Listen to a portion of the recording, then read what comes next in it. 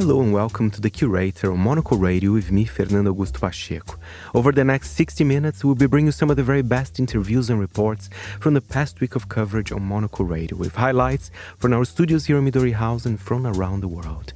This week, we speak with former Eurovision winner, the Ukrainian singer Jamala. The album restores the memory of an entire nation through the melodies, lyrics, and voices.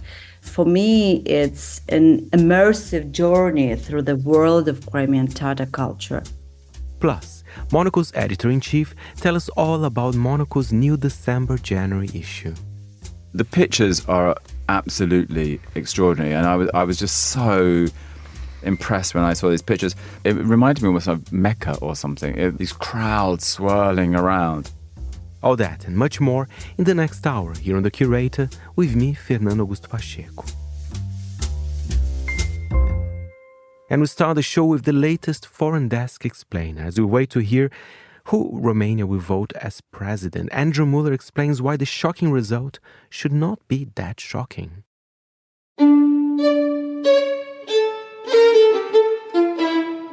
Politics, especially modern politics, is distinguished from all other fields in that relevant experience and hard-won expertise appear to be positive disadvantages when seeking employment.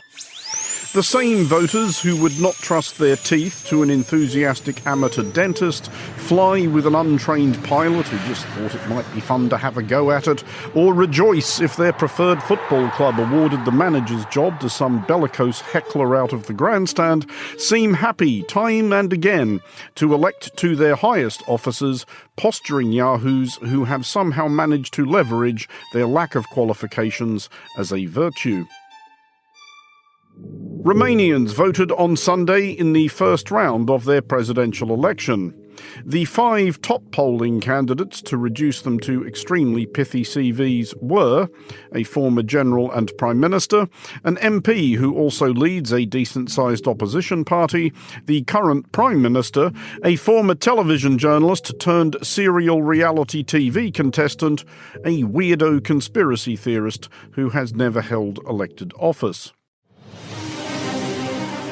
In what observers who appear not to have noticed the entire 21st century are calling a shock result, the 2 who won through to a second-round runoff on December 8th were Elena Lasconi, Romania's 2013 Celebrity MasterChef champion, and Kalen Georgescu, the seething hyper-nationalist with a popular TikTok account.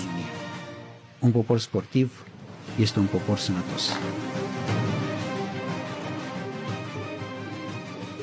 A caveat at this point, as of this recording, 2 minor candidates have petitioned Romania's constitutional court to annul the whole thing, claiming that Georgescu's vote was fraudulently obtained.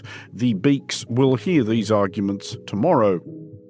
Before we plough on, what the weekend's result means, we should probably acknowledge, though we, for one current affairs explainer, believe our point stands, that our summary of both candidates' lives and accomplishments has been arguably somewhat reductive. Elena Lasconi was also on I'm a Celebrity, Get Me Out of Here. OK, that's unfair as well. She was indeed a distinguished television news anchor and correspondent and has been a popular and effective mayor of Câmpulung, a town of about 25,000 people, and is presently president of the centre-rightish party, the Save Romania Union. But still.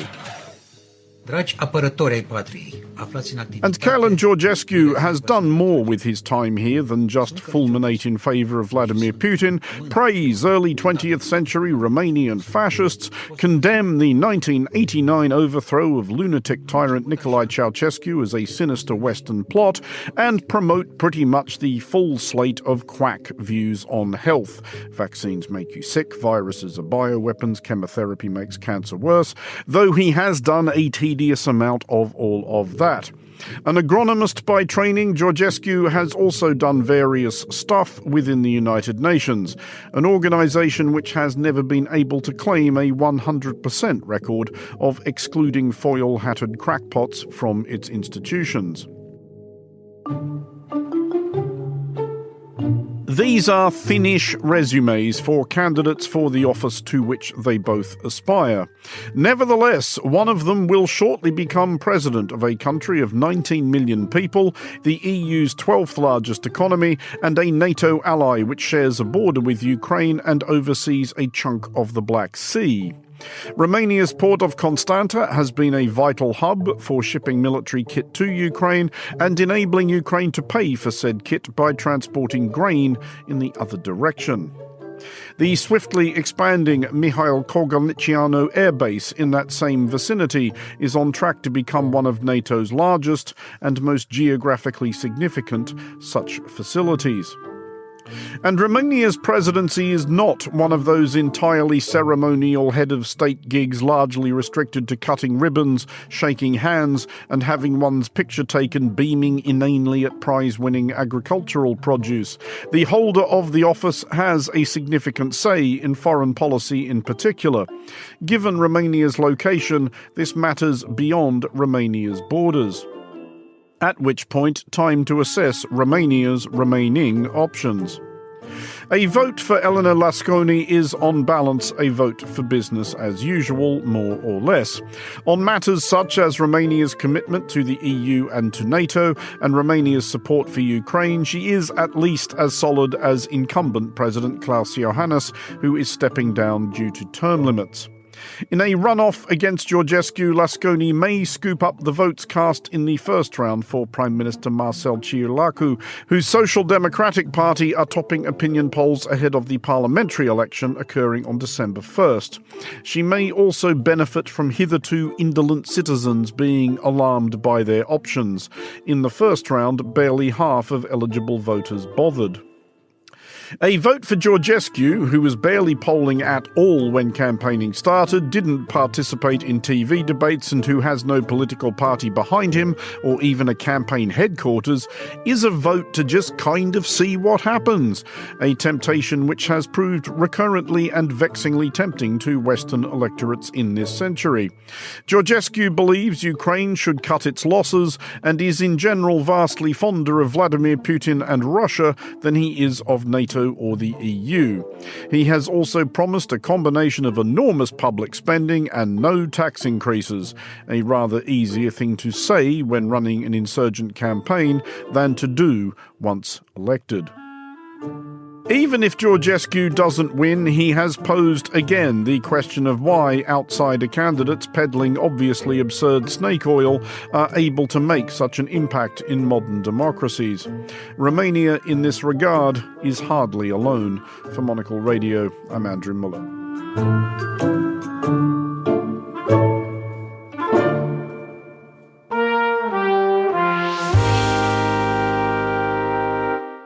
And now we go behind the covers of Monocle magazine's annual bumper holiday issue for December-January, featuring a brand new segment called The Concierge, guiding you through Parisian shopping and answering your questions on all things hospitality. Monocle's editor-in-chief, Andrew Tuck, tells us that the idea of The Concierge goes back to something quite spontaneous. Have a listen. Well, The Concierge has a kind of funny history and was almost designed by accident. Well, it was designed by accident, actually. We were having an event, one of our Monocle Quality of Life conferences, and a guest cancelled almost like the day before. Fair enough, these things happen. But it was a travel-related guest, and Tyler's like, what should we do? And I don't know why, I just suddenly thought, I said, why don't we do it? Why don't we answer? We know lots of questions about travel and the right answers. So we came up with this idea that we would, at the conference, we would have a bell on a desk and that people in the audience, they were allowed to come up and pretend it was a concierge table. They had to bang the bell and then they could ask us anything. And it was so much fun because we managed to pull up other people in the audience to answer questions. We teased people. It was very amusing. You made it interactive. Yeah, we made it interactive. And then it became a radio program. Then it became a column. And now people can write into the concierge. But now, in the magazine, it's become a comic strip, a kind of French-style comic strip, which has its own character. And the concierge, as well, has been brought to life in pen and ink. And every month there's going to be a bit of an escapade for the concierge as he tries to solve a few problems. this week, this month rather, his problems aren't so huge. It's about Christmas shopping and finding some gifts. I mean, that can be a pretty huge problem, frankly, for a lot of people. Actually, I'm undermining it, aren't I? Because it is a massive problem. It gives me stress every year. But so now the concierge is progressing. So who knows? Maybe the concierge will be a magazine one day. Maybe the concierge will be a TV program. But certainly it's growing in ambition with every passing month. So there are a number of other things I wanted to ask you about this issue, because there are quite a few new things, new series, different aspects for different parts of the magazine as well. One of them that struck me, which is right in your neighborhood, as it were, is urban enclaves going to Mumbai. Tell me about that one. It's a new series looking at sort of, in this case, Mumbai, but also a series. And a series that will move around in the issue. So it starts off in the affairs pages, but in fact, the concierge, I think, will be helping us pull that together as well.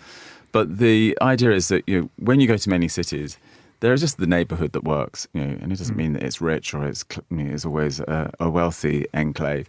But there's a place where actually all the facilities you need are there. It's got the good school. It's got a nice place to go and buy your bread in the morning. There's a good park. There's an art scene. A city within a city often. So we went to Mumbai, and I think it's a really wonderful story, because you suddenly realise this old territory of the city that would have been a bit of an empire holdout has actually become this kind of cool place to live. It's been co-opted and changed and moved on, but it still has much of the storied architecture and buildings from the past there. And it's a walkable neighbourhood, and it has all these things that I've described. So we're going to do one every month and just look at the people who make an enclave. And I think also when you travel around the world, you end up in these cities and you realise there is the bit of the city where everyone seems to want to be and where they hang out. Sometimes they're a little bit expat-y, sometimes they're for locals, sometimes they're just driven by entrepreneurship and local trade. But we're going to find these enclaves and celebrate them. And just finally, a couple of other things that struck me also in the column that you wrote for the magazine. You were particularly excited about going to the Spanish castels for the first time, and a guide to buying photography, which I found interesting. Two things I'm quite completely interested in. Different. So I like Spain, and I'm interested. And we tried to do this story a couple of years ago, and it doesn't come off for some reason. But Tarragona has this thing called the Castells, with a celebration of Catalan art culture, where people build human pyramids, essentially, human towers, castles. And you have to stand on each other's shoulders. It's about balance and poise. But it's also about this amazing thing. It's about generosity and helping each other, because you have to have like the sturdy buggers at the bottom of the castle, and then the next people can build up on top of their shoulders. But you have to hold each other, and you have to lean in and give support. And then at the top of the castle goes normally a child, a very young child, high up. So you have to make them feel safe as well. But it's about community, and it's about coming together. And so the pictures are absolutely extraordinary. And I was just so impressed when I saw these pictures. But also, it's such an amazing, just even that first picture that you have to open the story. I mean, It just looks incredible, absolutely incredible. So all the photography by Julia Salmon. It's colourful, and there's something. It reminded me almost of Mecca or something. It's like doing the Hajj or something. These crowds swirling around. So I found it both mesmerising and oddly moving, really, this notion of how people come together. So that was important. And then Sophie Monaghan-Coombs, who's been doing our culture pages recently, I asked her to work on this idea of a guide to buying photography. And wow, did she go for it? She found great collectors, galleries. But she also dived into a topic which always fascinates me about is why some pictures sell for very high prices at auction and why other pieces actually by the same photographer go for much less. And it tends to do with were the pictures printed during the photographer's lifetime? Did he sign them or she sign them? Is it a rare print? Or what was the editions? So she goes into all of that, but she also goes to see this amazing exhibition at Phillips. And there's a portrait in here of Sarah Kruger, who's the head of photographs in New York at Phillips. And it's just one of those portraits.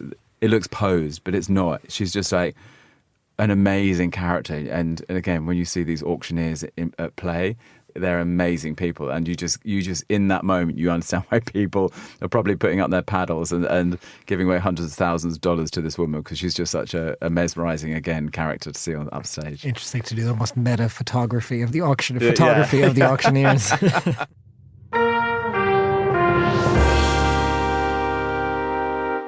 And still talking about the new December-January issue, I've prepared a special winter playlist for it with 50 songs divided in 5 moods. I'll give you a little taster now with a special edition of the Global Countdown. It's going to be one song for each mood. And of course, it's from morning to evening. Okay. The first one is actually called Morning Sun. So just tell us what the moods are going to be so we can check them off. Okay. First one. Morning Sun. Morning. Okay. A morning mood. There we go. Walk in the park. Very straight. Is that a mood? Well, I'm struggling to find out the name. You stretch things somehow, I am don't you? stretching. But it's just kind of early afternoon vibes. Oh, early afternoon. We're not mid-morning. No. Are we pre or after lunch? After lunch, We're let's say. post-lunch. Post-lunch. Straight after lunch, after you eat a lot. Yeah, get those blood sugar levels under control. Okay, so we've got a post-lunch mood. Aperitivo hour. Aperitivo. This one appears in every single playlist. It doesn't matter if it's summer or winter. Yes. Fine, lovely. Glad and welcome it is in the list. Hedonistic night. Hedonistic night? Yes. It's winter, you can still be hedonistic, okay? Oh, yes, absolutely. We're behind those closed doors. Okay, we got 4. And the final one is New Year's celebration. So it's only optimistic tracks.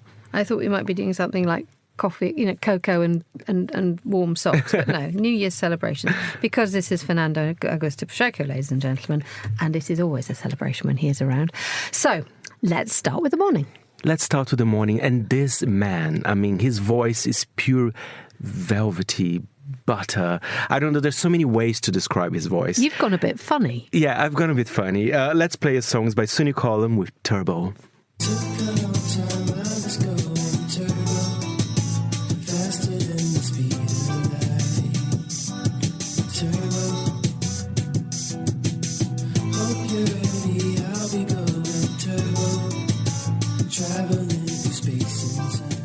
I think we've all gone a bit funny. He's amazing. I had the pleasure to interview him for Monocle magazine a few years ago. His voice is like that, even when he's not singing. And it is the mood in the morning. His music's very gentle. It's a mixture of kind of funk, soul. It's very breezy. It's very light. And I think it's nice to start the morning with something like this. Not sleepy, by the way. He's quite bedtime stories, actually, I'm finding the opposite end of the day. Can we just briefly mention the video? It's dreadful. It's not dreadful. It's boring, but there is one stylish. focus that we both mentioned, wasn't it? The shoulders. It's all about the shoulders. If you want to see someone who's sort of branding themselves as an excellent anatomical model for someone who works out those guns, it's Sunny Colon. I would hire him on the spot. For what? To be a model. Oh, right. Just to be shoulders. Oh, yeah, to shoulders, exactly. Okay, top shoulders. Wins a prize for best shoulders on the playlist. Right, let's go for our after. So we've had our lunch now. We're going for a walk in the park. It doesn't necessarily need to be in the park, because our next track, you go for a walk in the chic streets of Milan. Because basically this track is a tribute to the Shuras, which is those beautiful elderly ladies in Milan who dress so well. They have a little fashion movement going on. I think it's amazing. Every time I go to Milan, that's my favorite thing to do in the city. And this singer, which I actually thought she was Italian, but then I was doing research. She's actually from Lithuania and moved to Italy when she was 18. But she's great. Her name is Popa. And this is the track, which is, as I said, a tribute to these amazing ladies. Shura Milanese. Let's have a listen. La Shura Milanese, lei, sofisticata donna sei, ma quanto lei, qui bella bella lì, sei bella bella sì. So nice. It's so lovely, and it has a really lovely sort of modern feeling to it, and it's sharp and it's light and sort of breezy and urban. But at the same time, the words that she is writing about are terribly respectful and celebratory of just sort of women who have tons of self-respect and who look dynamite. It's amazing. Well, the lyrics she says, "One day I want to be just like you." Very beautiful. So yeah, walk in the park, walk in the streets of Milan, walk whatever you want, just walk. And now for our own This Day segment on the Monocle Daily, let's recall the day that a random address in London became the most famous house in the world. 54 Berners Street in central London is currently occupied by the Sanderson Hotel. 4.5 stars on TripAdvisor, doubtless perfectly pleasant, etc.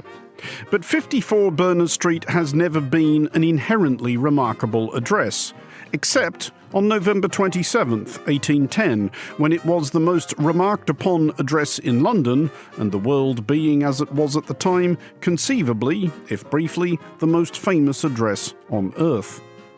A caveat probably needs to be inserted at this point in today's lecture. There is some debate about the date and or year that the events to be examined occurred, considerable dispute of the extent of the tumult, and some suggestion that none of it ever really happened at all. If anything, however, the possibility that the whole yarn might be total nonsense rather suits the conceit which this lecture proposes to unfurl, i.e. that 54 Berners Street served on this day 214 years ago as a sort of ground zero of modern marketing. The two young and very likely quite annoying men who were the key players in the drama did most definitely exist. Theodore Hook was an author, composer and gadabout whose only attempt at a proper job a few years after the uproar at Berners Street, Treasurer of Mauritius, wrangled for him by his good friend the Prince Regent, later King George IV, would end amid odium over certain discrepancies in the colony's accounts.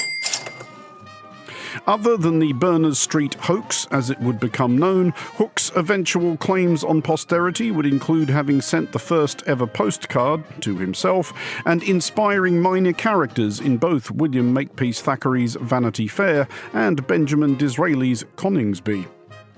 Samuel Beazley, a friend of Hook's, would go on to eventful service in the Peninsular War before becoming a prolific playwright and the leading theatre architect of his time. The facade which still adorns the Lyceum Theatre in the West End is Beazley's work. Theodore Hook bet Samuel Beazley £1 guinea that he could, within 1 week, turn any house in London into the best-known place in the city. 54 Berners Street was the address on which they settled, apparently more or less at random. It was inhabited at the time by a wealthy widow named Mary Teresa Tottingham, who appears to have been altogether unwitting. Theodore Hook then went to work, and quite a lot of work, when one considers that all of this must have been done by hand. He sent hundreds, some say thousands, of letters to pretty much everybody he could think of, requesting the services of tradesfolk, the delivery of assorted goods, the company of dignitaries. Mrs. Tottingham begs the Honourable Mr. Smith will be good enough to call on her at 2 p.m. tomorrow, as Mrs. Tottingham is desirous of speaking to him on business of importance. Hook may also have invented the spam email. The first to arrive circa 5 a.m. on November 27th, so legend insists, were the chimney sweeps. They were followed by the coal carts. Then came doctors, lawyers, pharmacists, cobblers, haberdashers, fishmongers, opticians, dentists, undertakers, butchers, bakers, candlestick makers, etc. and so forth, followed, and why not, by several crews attempting to deliver pianos. Other accounts suggest, and yes, we are basically just cueing sound effects at this point, the presence of barbers, auctioneers, poultry merchants, and pigeon loft installers. The Lord Mayor arrived, as did, some say, the Governor of the Bank of England, the Archbishop of Canterbury and the Duke of York, at which point it's over to the correspondent of Weekly News Review, the Westminster Journal and Old British Spy. Berners Street at 4 o'clock was in the greatest confusion by the multiplicity of tradespeople who were returning their goods and the spectators laughing at them. Eventually and inevitably, someone summoned Plod. Theodore Hook won his bet and / should have won more widespread recognition as a pioneer of the self-fulfilling, self-perpetuating meta-marketing we now think of as influencing. What better way to get people to talk about your establishment than getting people to talk about it? For Monocle Radio, I'm Andrew Muller.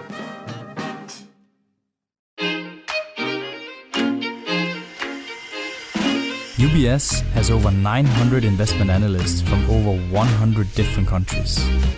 over 900 of the sharpest minds and freshest thinkers in the world of finance today. To find out how we could help you, contact us at ubs.com.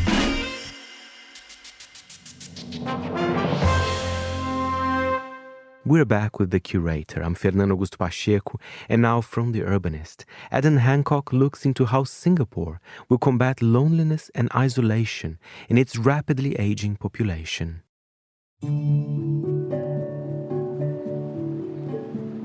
I'm walking around a housing estate here in central Singapore, and it's not hard to see that this country has an ageing population. To put it quite simply, I can see a lot of old people.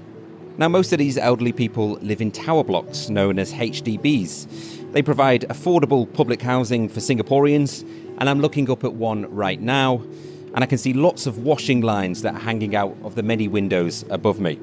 Now, whilst this is a good housing solution for a city like Singapore with limited space, living in big apartment blocks can make socialising with neighbours pretty tough. It's certainly a change from the Singapore of old, which was made up of small villages known as kampungs. Their houses were built on stilts for ventilation, with open verandas to encourage a sense of community, with neighbours talking to each other on a daily basis. Families relied on wells for water and often raised chickens and grew their own fruit trees and vegetables. But with the demise of kampungs, there is now just one left in the country, and the increase in high-rises, many Singaporeans feel this so-called kampung spirit has been lost. In fact, a recent study found about 40% of the elderly feel lonely here, with researchers saying it's an overlooked public health challenge in this ageing country. But a new project called Kampung Admiralty could bring some of that sense of community back. To find out more about this new model for housing Singapore's elderly population, I've been to the offices of Woha, a local architectural firm. I'm Pearl Chi, one of the directors of Woha Architects, and I'm also the project leader for Kampung Admiralty. I've been reading a little bit about Kampung Admiralty. Are you able just to describe a little bit about what the problem was, first of all, and how you went about trying to solve it through your work as a designer? Kampung Admiralty actually look at a few issues that everyone faces globally. So it's about communities, family nuclear becomes smaller and smaller, and how do we avoid isolation in a housing estate. The apartments for the seniors are quite isolated as a single block, a standalone block. So they can easily be isolated in their homes. But the project looked at how to integrate these flats. And it also talked about how to help seniors to age in place or to be active as they age in place. We always think of taking care of them when they are sick or they are quite old. But the project looks at what happened before that. How do we keep them active and how do we enable them to be independent and age actively? So how did you go about trying to solve this problem? What designs did you put in place at this project? So 7 agencies came together to co-locate a healthcare, public housing and social facilities. And we wanted to inject a lot of public space and green spaces into the building so that the community is enhanced, the elderlies have outdoor spaces and they are socially connected. And they also have facilities at their doorstep. So these are ways to avoid any isolation or alienation as they stay in their own apartments. Yeah. And has it been successful so far? Very successful. The public space, it is becoming the heart of the community actually. The government is also wanting to kind of duplicate.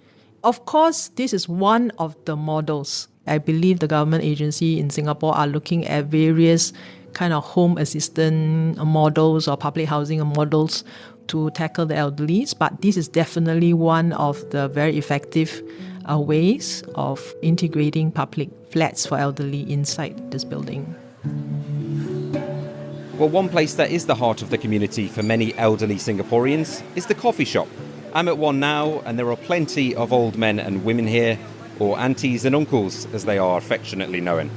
Now, despite it being pretty busy here today, I can see a lot of uncles just sitting by themselves. Some are reading the paper or looking at their phones, whilst others are just staring into space. And it is largely older men that hang out in these places, rather than visiting one of the many active ageing centres that have been set up across the island. So to check in on these uncles, one local organisation has designed a unique programme to connect with Singapore's ageing population. I went to meet Wendy Chua, who co-founded local design studio Forest in Wales, and has been working on this project with the Liam Foundation. These coffee shops, which they call Kopitiam here, right? What is the culture of these places? So you can think about the coffee shops as like the communal kitchen for our housing blocks. So for some seniors who live alone now, they might not be cooking anymore, right? So they settle their meals. They have their 2 or 3 meals a day at the coffee shops downstairs. And that's where they hang out. That's where they have their coffee. So in this project that we're doing, primarily we're looking at elder isolation. So how do we get them out? And how do we connect with them in what we call the pre-loneliness phase, before they are isolated at home because of disabilities? And so it's really important that we are engaging with them in these community spaces where if they don't hang out at a coffee shop for maybe 1 day or 2, somebody in the coffee shop is going to get worried.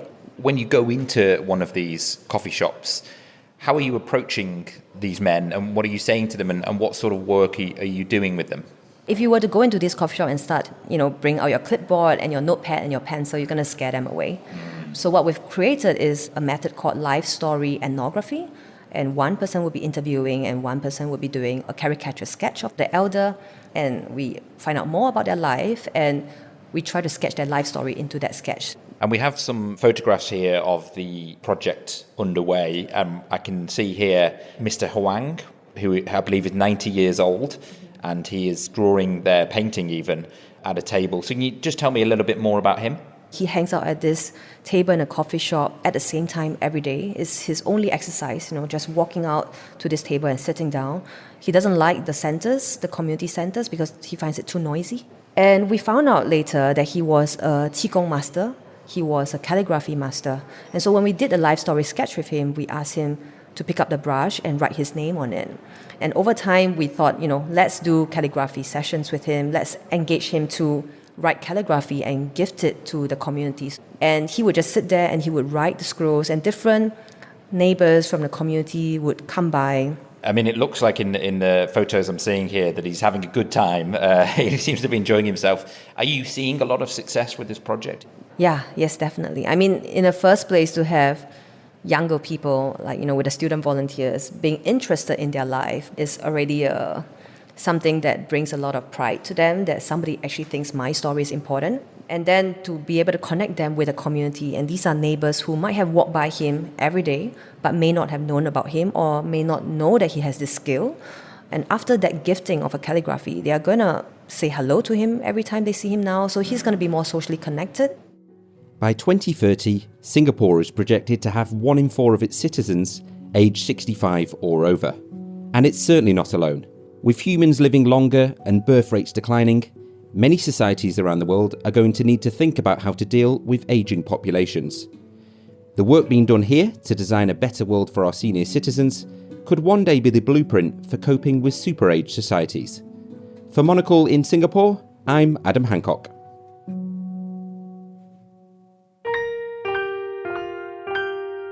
Time for design, a highlight from On Design Extra.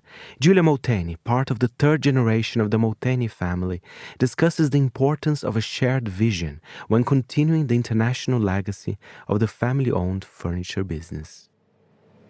Molteni & was founded in Brianza in 1934 by my grandfather and grandmother, but from there many things have changed.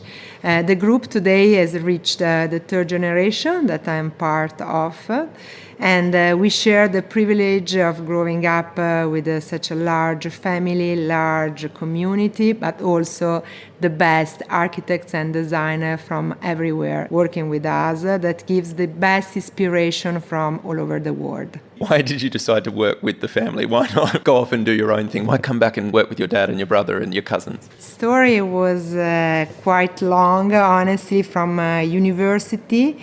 We all were very free to pick up our own choice. For example, myself, I did a great experience in fashion in New York. Supposed to be 6 months, it ended up to be 4 years. Such a good time to understand who I was, Giulia as a person and not Giulia as part of the Molteni family.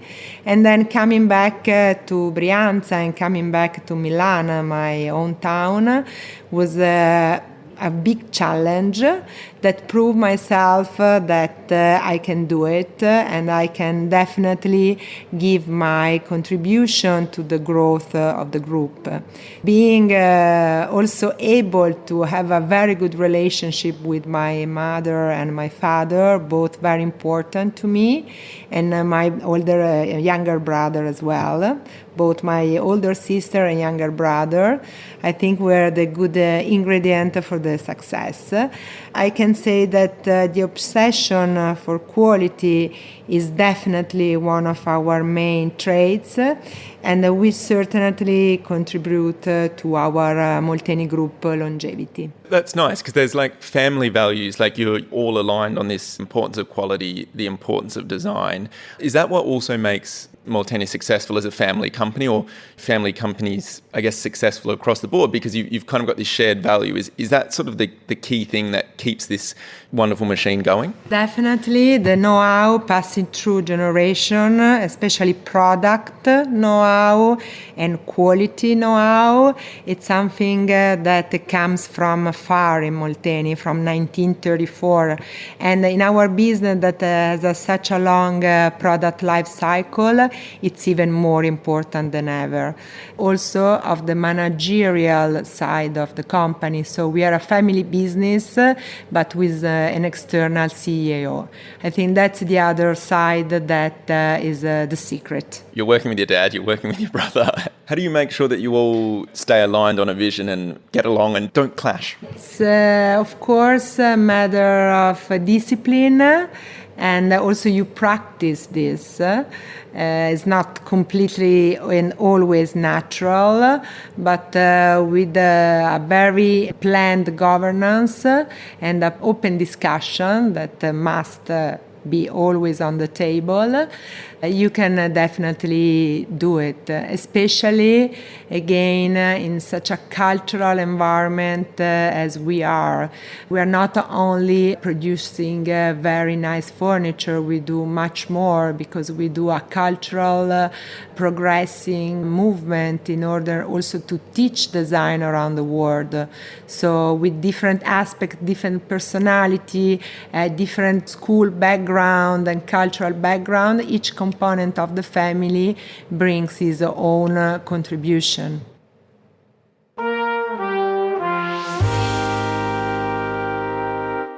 And from Japan, a highlight from the briefing. In an attempt to deal with rising tourism, several Japanese cities are increasing the bathing tax for overnight visitors to onsen resorts.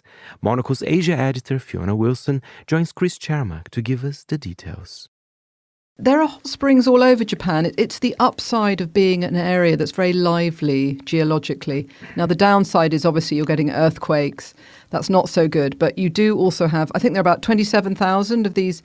It's geothermal sources of hot water, and it's very, very hot. It comes out the ground. It's really dense with minerals. It's very good for you.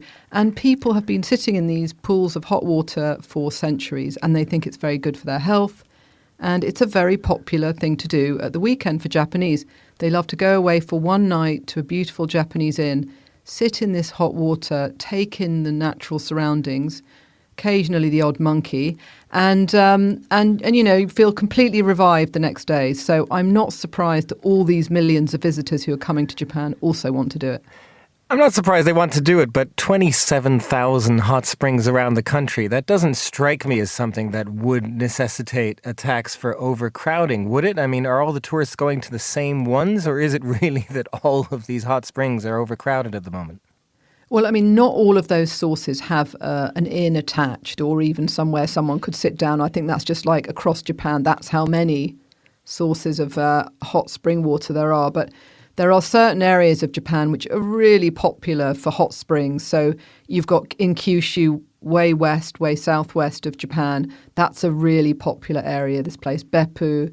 And this is a place where a lot of tourists are going, a lot of Japanese visitors go, and the inns are built around the hot springs. So where you have a very, very good hot spring and people will know the minerals, when you go to these hot springs, you look on the wall, it tells you the minerals in the water or how, you know, the composition. So you know exactly what you're in for. And yeah, I think the problem in a way is that because it's become so popular, there is an issue about, you know, water levels. maintenance of these hot springs. They can't just be used endlessly by increasing numbers of people without very high maintenance. And there's been a tax on these hot springs since the war, actually. About 1948, they brought in this hot spring tax. And it was always meant to be to maintain the springs themselves, to make sure they stayed clean, functioning, didn't damage the environment. And I think the trouble is now it's just probably too many people in some areas. And, it's a way of raising a bit of tax for places that are considered to be a bit over-touristed at the moment. Well, to that point then, Fiona, are there other parts of Japan, other hot springs that are under-touristed at the moment? Would you recommend that if tourists do not want to pay this tax, where should they go? Chris, it's more than my life is worth to say that hot springs that people should go to. These places have become closely guarded secrets. It's interesting. I find I've got a sort of, a bit of a back channel of people saying, oh, I found this great quiet hot spring. I think the thing is you can go to these very popular hot spring places. The inns are really nice. It doesn't really matter, in some ways how many people are there, because what the idea is you go and stay in a traditional inn, take your shoes off at the door, and you stay there the whole night. You eat in the inn, you bathe in the inn, and then you go home hopefully feeling like you're a new person, a bit revived if nothing else. So you could, of course, you can go to obscure bits of the Japanese countryside, and yes, you will find these obscure inns. I went to one last year, and by chance it had just reopened that week after being closed. It was snowed under all winter, and we were the only people there. That's very nice. And if you don't mind that, I'd be heading to places like Iwate. You go to the north. The northern bit of Honshu, the northeast, Tohoku is the place to go. If you want these very quiet, very obscure inns, that's the place. Thank you for actually giving us some names there of your secrets right at the end. But just finally, Fiona, in terms of tourism in general in Japan, just curious what the mood is like at the moment. There are a lot of people coming, partly because the currency is also weaker. Are you feeling like there is a shift in Japan in general when it comes to sort of welcoming tourists, or is it more about just certain particular places that are getting a little bit too full? Yeah, I think, all these things can be true at the same time. People do welcome them, and they certainly welcome the business. I think some places, honestly, are just a bit too crowded at the moment. I'd say Kyoto, very, very busy. I was there recently. The centre of Kyoto is very crowded. Hakone, which is this very popular place where you can see wonderful view of Mount Fuji, and that feels a bit overrun at the moment. I mean, you just need to look at the numbers. October was a record number, 3.31 million visitors in 1 month. And I think if you think when I first came to Japan, you were getting a couple of million people a year. So I think you can just see the difference. We've already broken pre-COVID records for the year already. So I think, this is going to be a record year. And it's a bit of an adjustment. Definitely the currency has got a big part to play in it. It's lost half its value against, say, the dollar. So naturally, it's a very attractive destination for American tourists. So, I think a bit of an adjustment for Japan. But, Japan has got plenty of room if people filtered out a bit more. The trouble is everyone who comes here for the first time thinks, I must see Kyoto. And I do understand that. Do you see more adjustments coming for 2025? I think the big story will be going to, smaller cities, filtering out from these main places. I think that's going to be the big adjustment. And you've got a lot of towns, you could go to the north of Japan, back to Iwate, as I'm saying, these places like Morioka or Yamagata, these interesting smaller towns, a lot of history, great hot springs and really good food. So I'd be heading there next year.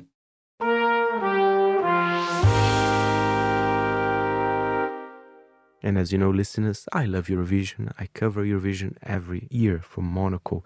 And Jamala's victory was very special back in 2016. So she is releasing a new album of Crimean Tatar music, Kirin, with the National Symphony Orchestra of Ukraine and an ensemble of folk musicians. She spoke to Monocle Radio about the importance of her new release.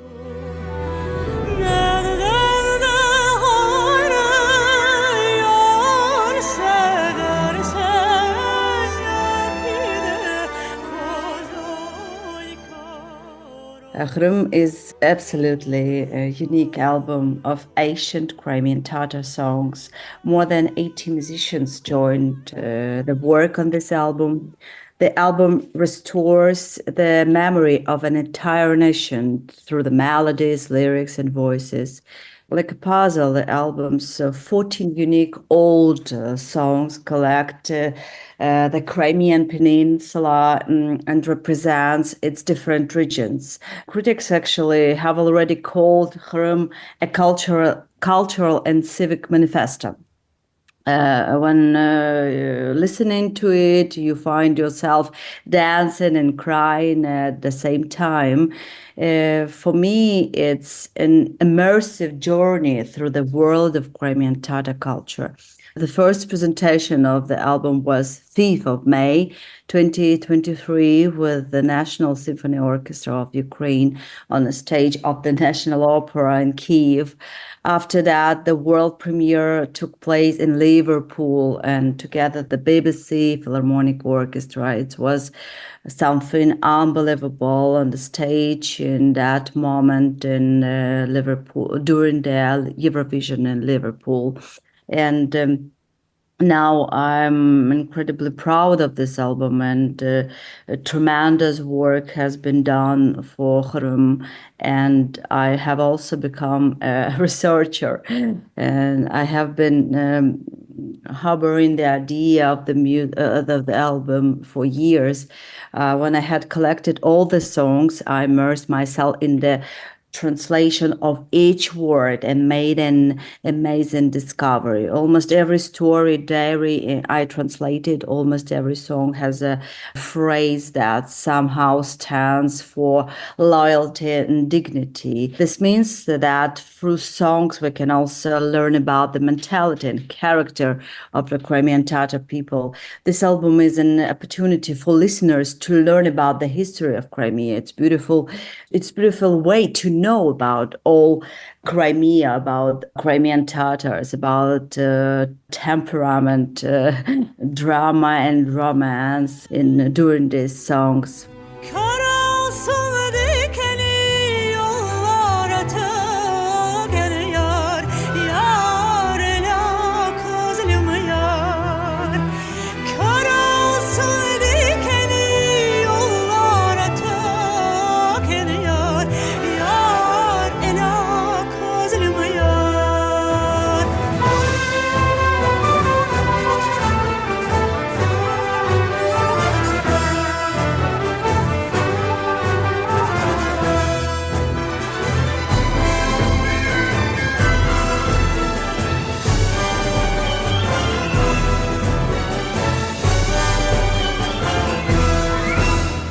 For me, it sounds like soundtracks.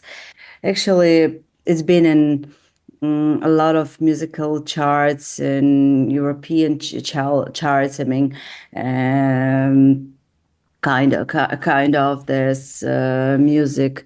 It's mix of folk, classical, and even I can say it sounds modern for me, because it's really the new harmony, modern harmony, new way to record this album, because it's no matter what, it sounds so authentically. It's really inside of this music you will even have illusion on some electronical sound, but as I said, it's all musical instruments were recorded very classical, very traditional way, without any sound production or without any sound design. Only in intro you can hear the sirens, and in the song Alim, the first song in this album, you can listen the market. Old market, the noise of old market, two little pieces which include sound design. Other songs are pure beauty.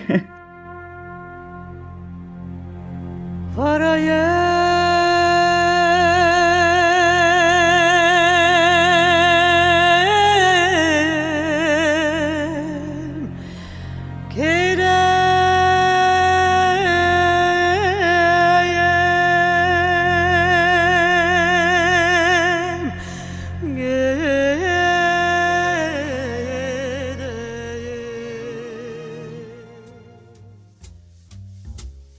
That's all we've got time for this week's edition of The Curator. The show was produced by Jack Dewars and presented by me, Fernando Augusto Pacheco. Join us again next week, and thank you for listening.